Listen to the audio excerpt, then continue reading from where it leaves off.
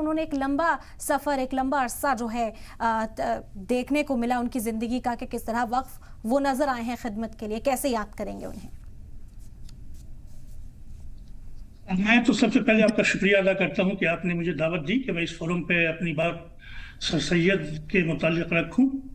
اور سر سید جیسی شخصیت برسوں میں نہیں صدیوں میں پیدا ہوتی ہے، اور ایسے لوگ جو صرف اپنے لیے نہیں سوچتے، اپنی قوم کے لیے سوچتے ہیں بلکہ پوری انسانیت کے لیے سوچتے ہیں، یہ گنے چنے لوگ ہوتے ہیں. اور ایسے لوگوں کی جو بھی فہرست بنائی جائے گی، سر سید کا نام سر فہرست ہوگا. سر سید نے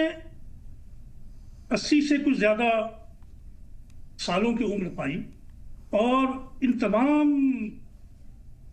زندگی کے اسفار میں انہوں نے صرف ایک سبق سیکھا کہ وہ قوم کے لیے اور ملک کے لیے اور انسانیت کے لیے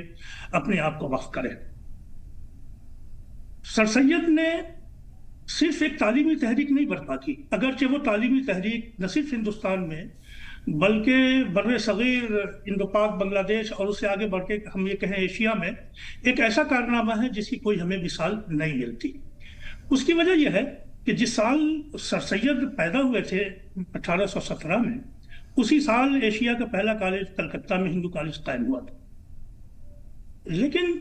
اس وقت جو صورتحال تھی کہ بنگال کے لوگوں نے آگے بڑھ کے تعلیم کو اپنایا،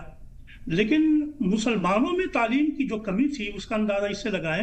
کہ 1875 تک